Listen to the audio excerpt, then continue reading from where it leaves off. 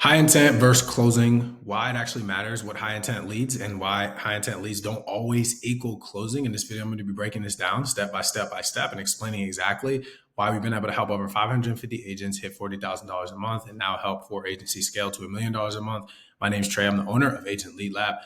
If you like these videos, please make sure that you like, comment, subscribe. I'm going to be going into detail and we're going to hop right into it. For those of you who are new to the channel or don't know anything, I created this essentially for me to use as my brain dump. So I take ideas and things that have been working for my clients and how I think through things and like kind of some of the models, I guess if you want to call them, that we use or mechanisms that we leverage.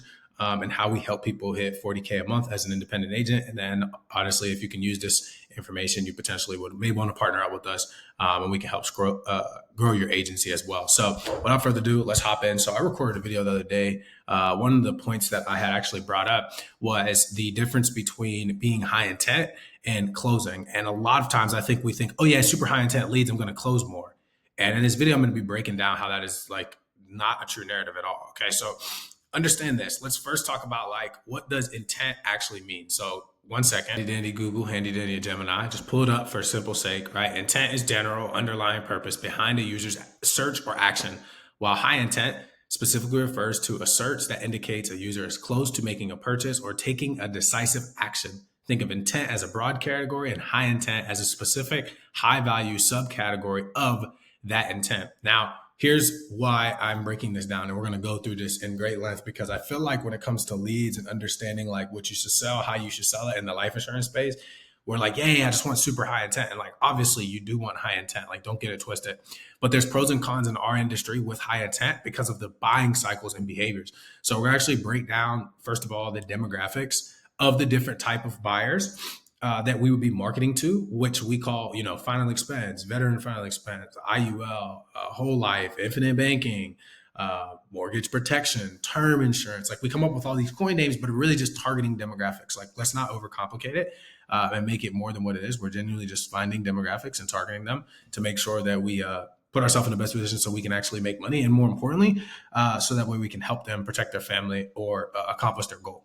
So let's break down these different demographic behaviors. Okay, so you have 50, 85-year-olds, what other people call, final expense, veteran final expense, whatever it may be. I'll big this up a little bit, so I'll be talking. So yeah, veteran final expense, whatever it may be.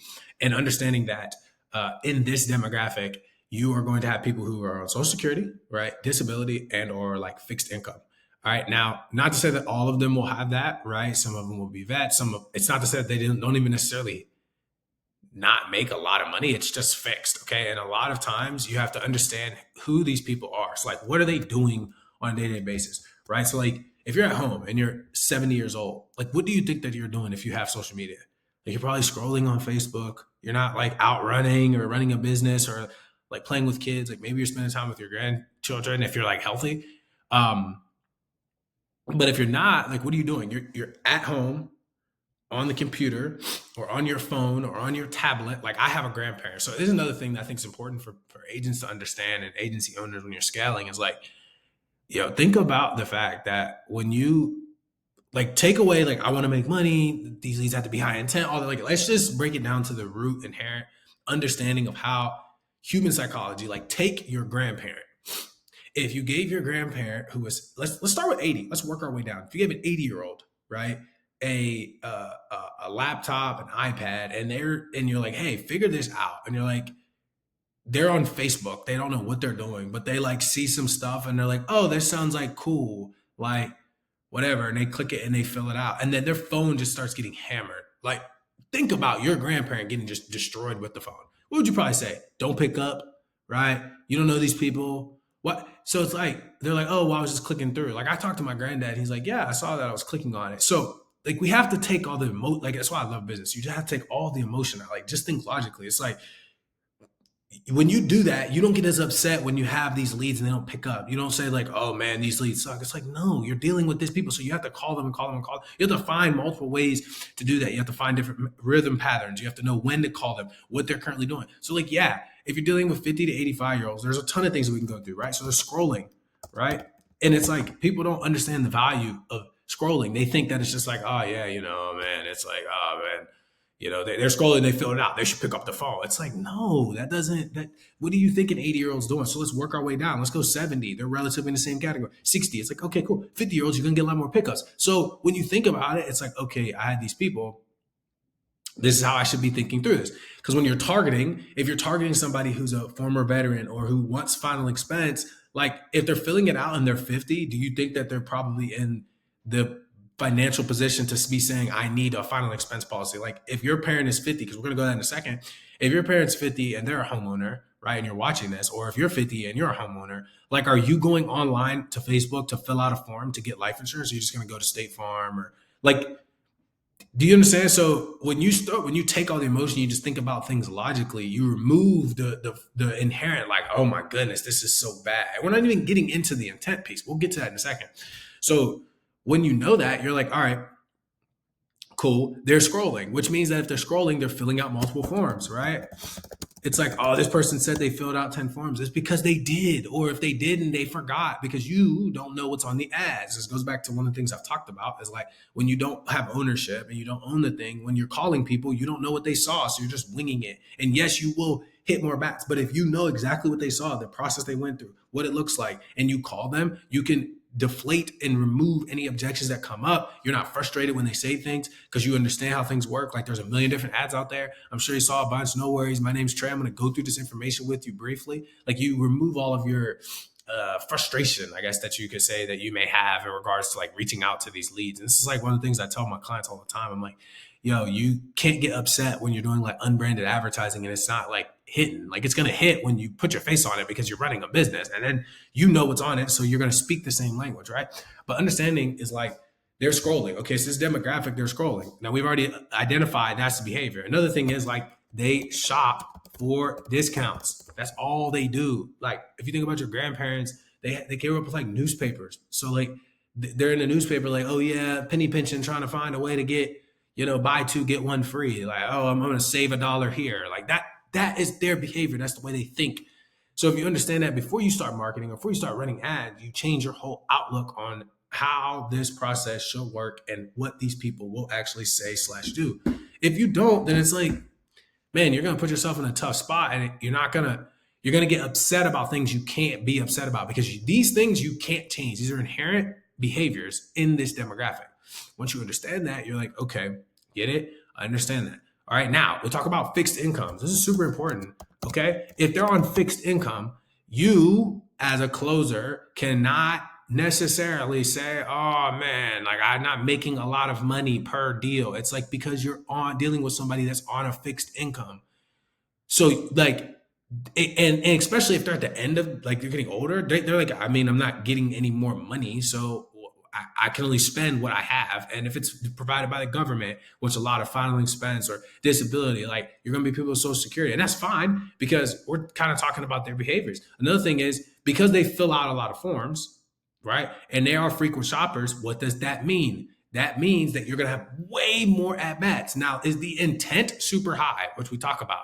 No, it's not. It's not relatively high. Because there's tons of ads, there's tons of people marketing. Because if you're a marketer, and I told you these 3 things, it's so easy to market to them. Like you don't even have to know much, but it makes logical sense, and that's why so many people can run ads here and they're successful because they know that it's like you just kind of throw anything in front of them and they're going to bite. That's relatively how it works. But because it's so low hanging fruit and it's so easy, what do you think? There's more people marketing, and because there's more people marketing, that means that there's more opportunities for them to click ads, and because there's more opportunities for them to click ads, that means they're filling out more forms. So when you call them, there's more inherent friction, right? At the initial part of the call. Now, the closing of these clients is super easy because they're shopping for discounts. They're on a fixed income and they need something to protect the family because if they do pass, they don't have any money. So it makes sense. But that is where intent and closing are different because the intent of this lead is not that high, right? It's not like you can get. This is why I'm not a huge like verified fan of this age demographic because it doesn't necessarily inherently change much.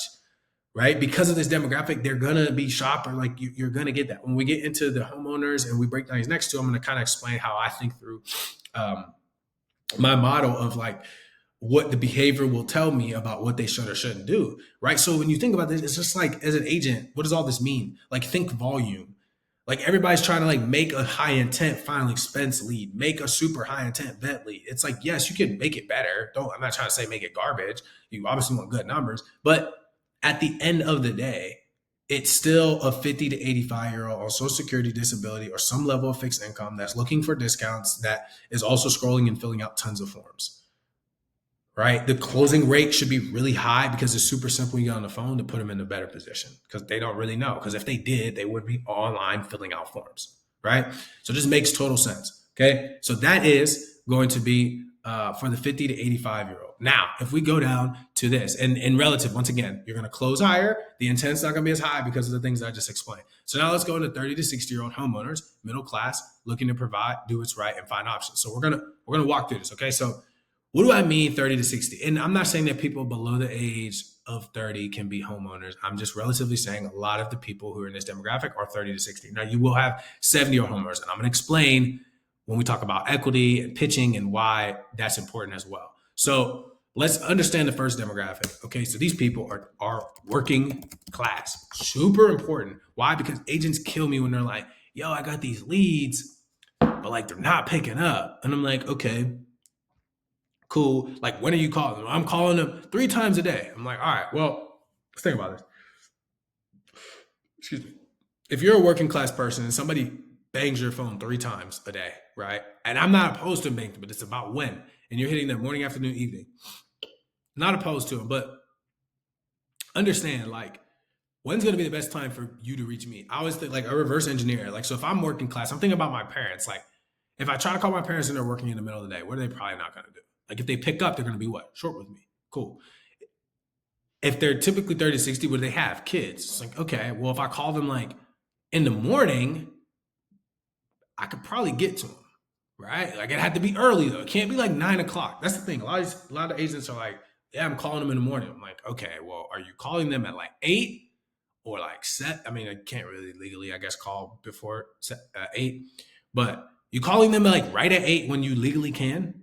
Or are you calling them at 8:30, 9? Because think about it, if I'm going to work at 9 and you call me at 8:30, I'm not picking up the phone. This is so important with this demographic. Once again, let's go back up real quick. For the 50 to 85-year-olds, you can call these bad boys whenever. Because that's another thing why it's like relatively easy to close and it's like not a lot of friction, is because yeah, it's annoying at the beginning, but like you can just hit the phones all day long and you're gonna get people from literally sun up to sundown because they're not doing anything.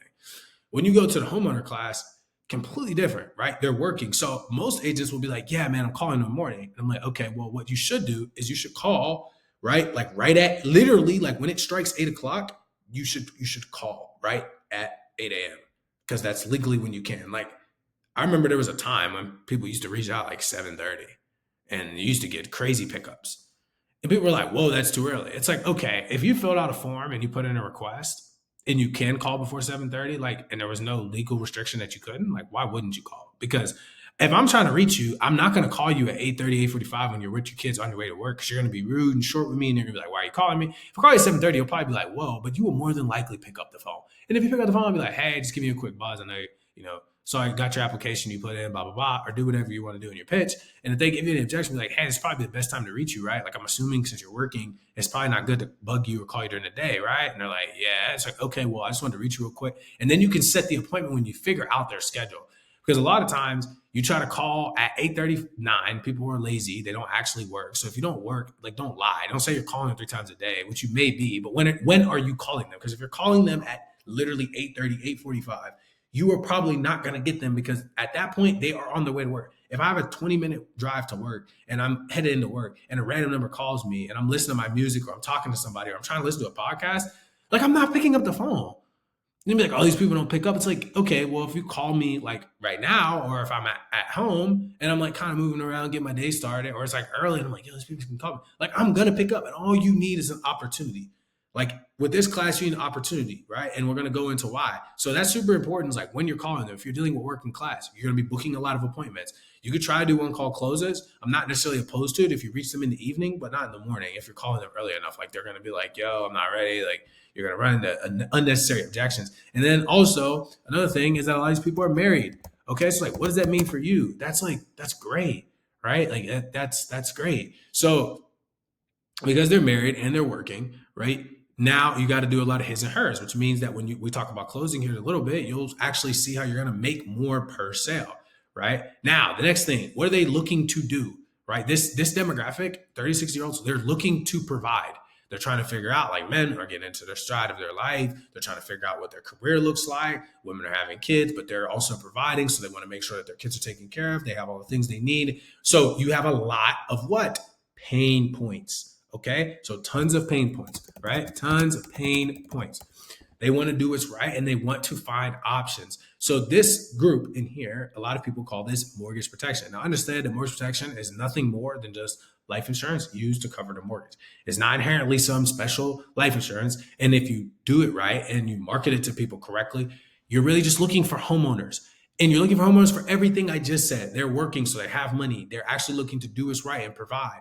They want to find solid, sticky plans, right? They're looking to make sure their family's protected. What does that mean? They can get basically a mixture of everything. When we go into the next class, they can be somebody that wants to invest. They can be somebody who may want to make sure their final expenses are taken care of. They can be somebody who wants to pay a term policy. What does that mean? Your AP can be insane. You can make a lot of money and it can stick and it can be for a good reason as long as you make it make sense. Okay. These leads are higher intent, relatively speaking, based off of what we said the definition of intent was. But when it comes to closing, you're going to have a little bit more of a difficult time closing them because you have to know how to position them properly. They're not going to get on the phone and just be like, yeah, I just want $10,000 of coverage. Like they're going to try to give you a specific situation. Now, homeowners are not just 30 to 60-year-olds, okay? So I want to put a caveat and I waited to put in here, right? So we'll go plus, you're going to have 60 and up, okay? So you're like, okay, what does that mean? So this is where really kind of you separate the boys from the men, if you want to call it, right? Or the women from the girls, or whatever phrase you want to use. These individuals that are 60 and up are probably the most difficult outside of annuities, right? Or business owners. But when I say difficult, I just mean like initial overcoming and understanding the skill set for agents to do. Now, if you are like a financial advisor or you've spent time understanding how to help people from a financial aspect that's not just like churn and burn, you'll do great. But if you're just a life insurance agent, that 30 to 60 is going to stop. So many people, they're going to do, and I talked about this in this last video, they're going to do final expense, vets, or they're going to do like IUL annuities. And I'm going to explain why when we talk about intent, but I'm also going to come back to closing. And it's relative to, because if you can master this homeowner, in my opinion, this is the best class to go after. People are like, why wouldn't you go after high income earners or business owners? I'll explain, okay? The intent for that is crazy, but closing is a different thing. When you get good at understanding how to close these people, it's like bread and butter. Why? Because you really don't you not making a sale is simply because they already have something or they genuinely just don't want to move forward. Outside of that, every person that's in this range, you should sell, because unless they have everything, which they wouldn't have filled out the form or inquired, because remember, unlike the other demographic, they're not like scrolling. So like one thing I want to point out, and I guess I messed this up, put this, like the people that are 60 and up are still scrolling because what are they? They are still in that demographic. They're just homeowners in that demographic. So they may be working. They may just be like 65 years old, like with a job, 70 and healthy, like whatever. But their mindset is still the same. Like they're still scrolling. They're not like, if they're not 30 to 60, they're not in that class. So they are still scrolling for those people, right? Now, the 30 to 60-year-olds, they're not necessarily like they're scrolling, but their intent is they're not filling out multiple forms. Like they're more direct. Okay. So like what I mean by that is like they see something, they're like, okay, this makes sense. Like I'll fill this out. Right. And then they fill it out and then you contact them. Getting in contact with them though is difficult because agents don't know where to call, which is what I was explaining before. We've already talked about how much money they make, and they're not necessarily shopping for like discounts. They're genuinely just trying to do what's best for their family. Like that's their mindset is like, I'm a homeowner. I bought this house to build equity. I have kids. I'm married. Like I want to do what I think is best for my family. So if they see advertising that like incentivize them to want to do better for their family, they're going to fill it out, right? Or protect their home. That's why they fill it out. So that's why there's pain points. But agents think it's like, oh yeah, I'm just going to get them a term and like we're going to be good. And it's like if they can't get a term, then it's not a high intent lead. And it's like, no, it's a homeowner. So the intent is still a high, but the closing doesn't necessarily equal because there's high intent mortgage protection leads that agents can't close. It happens all the time. I hear it. They're like, yeah, man, I can't close a 65-year-old. I'm like, what? They're like, I can't close a 70-year-old. I'm like, what? Like, I could literally show you all, and I do this is on my next on my list. I'm gonna go through agents and kind of talk about them and how they do things.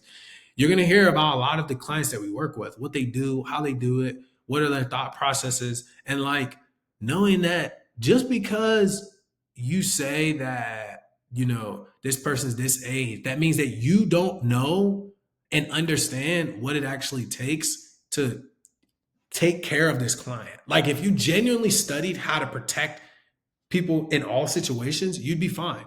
Because what would happen is when you got a 72-year-old with an $800,000 mortgage, before the call, you would already before you even got into the close or you started building value, you would frame them around the importance of protecting the equity in their home. Like, hey, John, like, I know you're 78, right? Like, so I'm assuming, right, like you don't plan on paying this house off like before you pass, right? And they're like, yeah. It's like, okay, cool. You probably want to make sure that you take the equity in the home and then find a way to make sure your family can have it, right? Because you got it because you wanted to be an asset, correct? Like that's what I'm assuming, right? They're like, yeah, okay, perfect. So that's exactly why I'm here. Like my job is to make sure, John, that in the event something does happen to you, we actually keep the home as an asset, right?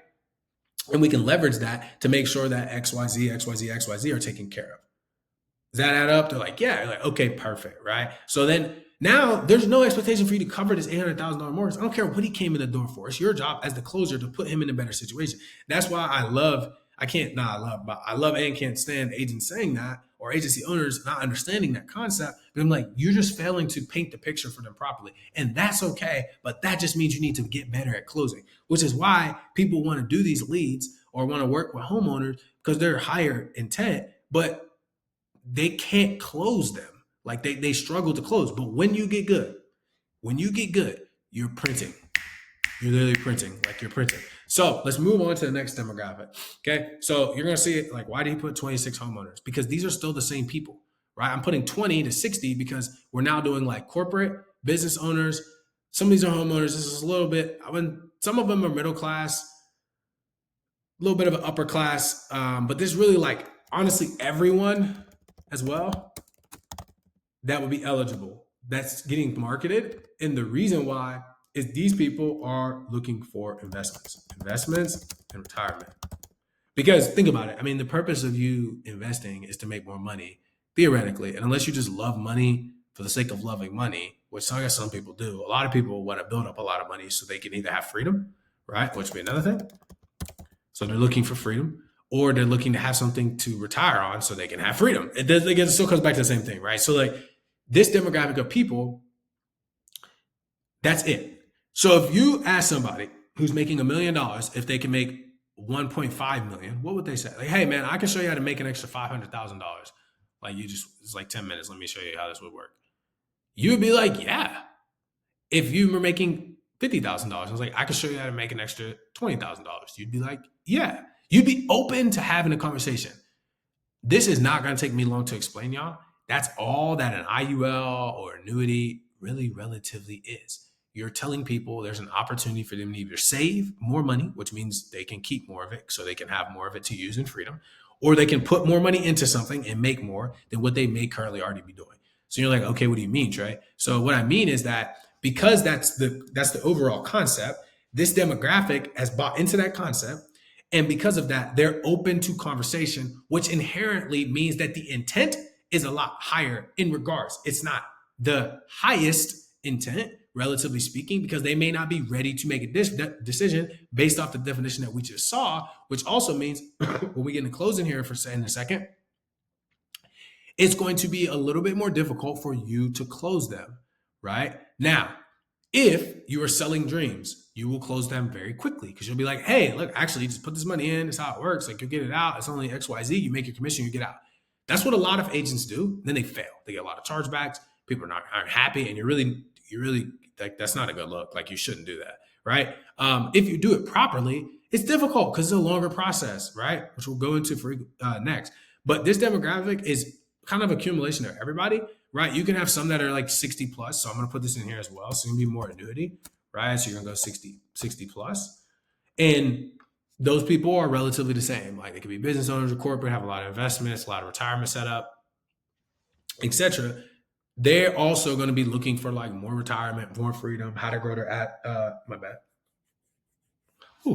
how to grow their assets, but also just how to continue to grow. Make more money or save money. So next, we're going to move into closing. Okay. Now, I think that this is probably one of the things that I don't necessarily think agents think about when it comes to making money, because they're like, well, if I can close them quicker, then it makes it better for me because more cash flow. But if I close them slower, it means it's worse. It's like, all right, let me ask you a question. So if you were starting, right? And let's go back to when you first started, because a lot of people get into the industry because they're like, it makes the most millionaires, right? Financial services is super prominent. Like a lot of billionaires have been made from it. So people are like, I want to join. I want to build an agency, passive income, whatever. When you started, you were making, say it's $30,000. Let's use an example because this is going to be kind of important. And this is like a side caveat. So started, you were making, let's just call it, let me decrease myself real quick. So let's say you're making, 30K. Oh, my bad. Say you're making 30K a year, right? And you're like, yo, I want to get to the financial services. So you say, I want to go from 30K to whatever the next goal is. I'm not even gonna, it doesn't even matter. But you're like, oh, these people are making 30K in a month. Like, I'm going to do that. It's like, okay, cool. So let's say now you go from that, so 30K in a month, 12, 24, 36. So it's $3,600 for the year, right? Now, if I told you that you were going to make $360,000 for the year, and I was like, at the end of the year, okay, after taxes, after you do everything, if you do this job, right, you're going to have $200,000 in the bank, okay? You're going to be like, yo, let's do it. What does that look like?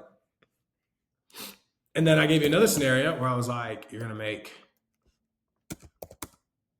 I bet, okay? So let's say I give you another scenario.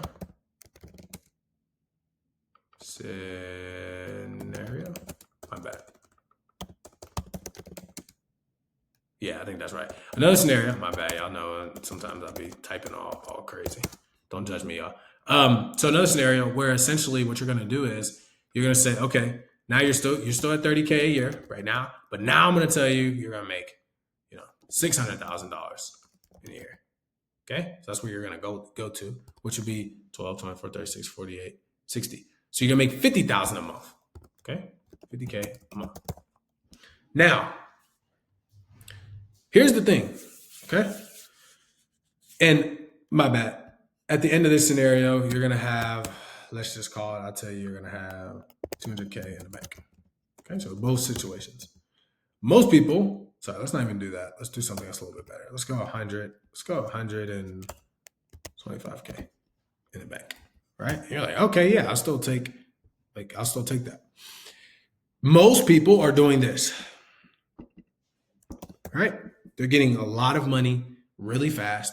They're making 50K months. They're absolutely crushing it, but they're working the mess out of the wrong leads. Okay. Their closing cycle is very fast. A lot of people don't want to do this, right? Now, this number, this 30K is relative based off the lead type, because 30K hitting your bank in advanced markets, even mortgage protection, is very different than 50K of final expense, because you have chargebacks. And I'm going to go into the sales cycle and how it relates back to the demographics, so I can just bring this all home to why high intent leads don't necessarily mean that you're going to close or make more. And I probably should have said high intent leads don't always equal closing or making more money, because relative, you could say I'm closing more, but I'm not really making money. And I probably should have said that. So I apologize. Change the name, maybe, I don't know, but freestyle this and go through everything. So when you close somebody, it's the end of a cycle, right? And you're coming to a conclusion. The problem, right? The inherent problem with these different demographics is that closing them looks very different. Okay. When you close somebody in the 50 to 85-year-old demographic, theoretically, right? Like if they fill out another form, or if in a year somebody else calls them, or if they just like, I don't want this anymore, like you didn't really close them. And that's where a chargeback comes in, right? So if you think about it, if I sell a client, right? And I'm like, hey, it costs XYZ to partner with us. And then 5 days in, they're like, no, I'm good, whatever. And they charge back or whatever. Like, yeah, you closed them, but did you really close them? Like, honestly.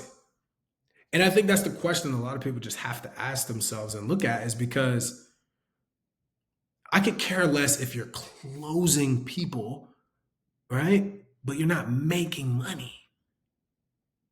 And honestly, they're not keeping the policy. Like that doesn't matter. That's not my job. My job is to get you in front of the people.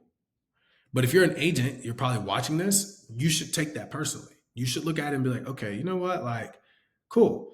So how does that tie into that? It's not that you can't make money. Even using this analogy, it's not that this person, right? He made 600K, closed 600K, but then he put 125 into the bank, which is really bad numbers, right?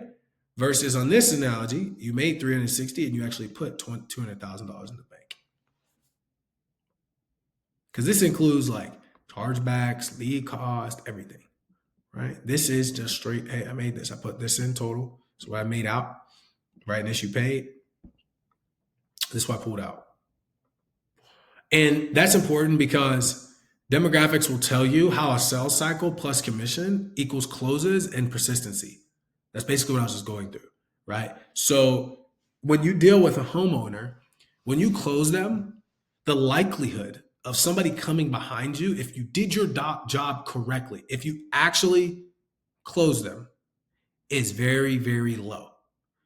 They're also probably not going to fill out a lot of forms if you really did a good job. Like, think about this. If you hire a coach or consultant to do something for you and you pay them money, right? Like you pay money. You're like, yo, it's 100 G's or 50 G's or 20, whatever somebody has to pay, right? They pay them the money. They're like, cool, get me started. If you really believe and bought into what they're telling you, if what they're giving you is actually value, we always love to throw this word value around. If it's actually valuable, like here's my question. Do you really think that you're going to go out and try to find another coach within the next 3, 4, 5, 6 months? Genuinely. And then a year from now, if what they gave you worked, would you buy the same coach to teach you the same thing? Most people will say no. You wouldn't do that. Now, if you got into the program and the weekend you were like, this is garbage, but I'm not going to like charge back or whatever, because like I'm just not that person right now, but I want to find something else, then you just go buy another program. If you have that mindset. Or if you're like one of those people who's like, yo, this sucked. I don't know why I'm scratching my nose. Allergies acting up, I guess. Or you're the type of person who is like, hey, I want my money back. This sucks. Okay. If you're looking for a home, you're taking care of these homeowners, like I already said they want to look to provide. If you do what's right by them and you put them in the right position and you give them all the options, if you set them up to protect their equity, to protect their final expenses, to give them supplemental income, to set up their retirement, which is why I love, because you can do literally all of them. They still fit within the demographic below. The intent is not as high because they're not like, oh my goodness, I'm just open every conversation. Some of them will have it taken care of. It's not stacking. Right? Stacking essentially just means that, oh, I have investments, but I want to make more money. So everybody's open to making money, which is why this demographic is always going to be the highest intent, no matter what you do, no matter how you set it up, no matter what the funnel says. It's always going to be the highest intent, but that doesn't mean you're going to sell more. That's why agents struggle here. Agents struggle here as well. This is based off of skill, right? This struggle is based off the inherent behavior of the client. It's not based off of skill at all. They want it. It's not that they don't want it. They have to probably go through a variety of people. They're going to have to go through a financial advisor. You're going to have to talk through their current portfolio, what it looks like. Unless, once again, you just sell them a dream, which the people who really know what's going on, they're not just going to buy into the dream, right? You're going to have to actually do something. But if you're dealing with a homeowner, right, who doesn't have these things set up, what does that mean? You get to be the advisor to come in and talk. These people already have something. If you're making good money, or you're a business owner, or you're in corporate, like they've told you about investing and stuff like that. You're not just coming. These people, they may have a little something, but most of the times they don't. They're like, hey, like I don't even have regular life insurance. Like I just bought a crib, or I do have life insurance, but I need more, or whatever it is. These individuals already have stuff. So you have to be really good at what you're doing. You have to have a really good skill set. You have to have a really, really good skill set. But inherent, it's always going to be more difficult to close these people. Once again, intent doesn't always equal closing. Just, oh, this high intent, I'm going to close more. No, the intent for these are super high. That does not mean you're going to close more people who are looking in this demographic. This last one, the intent here is high. Don't get it twisted. It's not as high. It's still higher intent. Like they have a lot of pain points, things like that. If they fill it out, they're looking for it. You get in contact with them. If you get your skill set right, though, you will crush it because the par raises on both. This will never change. You can improve your skill set as much as you want, but it's inherent in who they are. The intent will not always equal because you'll have a lot of leads. You have a lot of people that want to talk. It doesn't mean you're going to close a lot. Now, will you make a lot of money? Yes. This is not relative to how much money you're going to make, right? This analogy was in terms of like keeping the money based off the demographic. I'm talking about make how much money you'll make. Yeah, you'll make more money. You work with two business owners, corporate, like, yeah.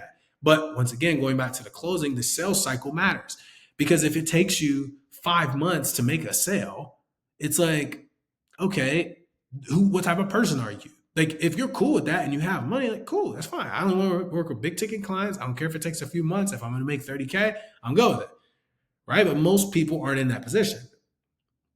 If you're an agent, which most of the people that are watching my stuff are life insurance agents or agency owners, if you go after homeowners, you're good. Like, what you just got to improve your skill. Once you get your skill up, the sales cycle is similar to this one, but the difference is they don't charge back. Which once again, just like anything in life, anything that's worth having requires time, investment. So it's going to take you a little bit of learning how to actually position and put these clients in the best situation to actually help them. So I hope that this helps. This is truly like if you understand this, you will make a lot of money and you will grow a really big agency. Because when you understand how the demographics think, you remove the frustration. So what that means is when you call, no matter what the lead is, you don't really care. You're very emotionless. It's another thing. A lot of these agents are just way too emotional. They're like, oh my goodness, the people are picking up these leads suck. I'm like, dude, come on, bro. You gotta look at things like be mature. Don't be a child. Like understand that you're running a business. Like these people are, you're dealing with a specific demographic, understand the demographic and just do what it takes. Like, yes, they're going to say they didn't fill it out. That like, if that bothers you, you have a problem. I literally call life insurance agents and agency owners and they don't remember what they filled out, but they want leads that remember what they filled out. So like you're getting frustrated about an inherent behavior of just people. And if I wanted to break, and I can break down the life insurance, there's the same thing applies for life insurance agents, people that buy, people that just buy leads, people that want to build a marketing system. They're two different people. They're not the same. That's why I even have my business cut in half. The targeting, everything is completely different. They don't think the same. They don't have the same. The input output for them is not the same. The equations aren't the same. None of the points are the same. What remains the same is that these people, right, are looking for leads. These people are looking for a system. Just like these individuals are looking for a discount. They're on a fixed income and they're scrolling. So I don't get upset when they give me objections. I understand that's what comes with it. Just like this, there are going to be people that are older that aren't healthy. So if I don't know how to actually position them, I can't be upset and say the lead's not good. This is what it comes back to. And then these people, everybody's going to pick up and want it, but I can't be mad when they're like, oh, it takes me too long to get paid out. It's like, that's what you signed up for. That's all it is. When you put those two together, you are going to have a much more fruitful and successful time as a life insurance agent and agency owner, actually being able to put together something that is of value and helping your agents. So when they come in, you can explain this to them and be like, yo, this is exactly how you should think through scaling your business and whatever you want to do. And I have other videos that break down like how much money you can make based on these, but this is like my way of just letting you all know. If you understand this, I promise you, you will make so much money. Because then you'll be like, okay, I know where I'm going and why I'm going there. And I know why I'm developing these skill sets. Because to me, they're all valuable. This is a good way for newer agents to come in. This is like the most scalable model, right? And this is like if you just want to be a dog and really just get paper and go crazy, then you go here, right? I think your team should live here. I think this is where they should start. And then I think this is where your select few should want to get to. And that's how we scale our agencies. Like I'm like, yo, you got to get to here. Like we can stay here all day because it's easy, but don't just do stuff that are easy. Like Like, why did you sign up for this job if it's like, yeah, I guess you make money, but like, you don't want to do stuff that's hard? I mean, I don't know. It's for me, I like working with people that want to challenge themselves. So as always, please make sure that you like, comment, subscribe. I just try to, drop my knowledge, drop my thoughts about different things, how I think through things, how I talk to our clients, and also like what we do for them and how we help them scale their agency. Apex is our partnership package where essentially we just come in and we partner with you. We figure out if there's a way that you can work with us. You can go to our website. Funny enough, I had somebody who was like, "Yo, I couldn't find a way to book with you," which I was like, "Dang, I get my team on that." But yeah, go to the website. It's agentleadlab.com. Agentleadlab.com. That's going to be for my agency owners, those people that are like, "Hey, I love what you're talking about. I might want to partner with you." You do have to apply. You can fill out a form. It's really simple. You book a call. We'll see if it's a good fit. We'll book a more formal call. If not, that's fine. We have a lead package. That's leadlabcrm.com, right? That's going to be basically where we post all of our leads, or like what leads that you can actually get, etc. And then, we'll be all good to go from there. So as always, please make sure you like, comment, subscribe. I will see you guys soon. You have a great day. Peace.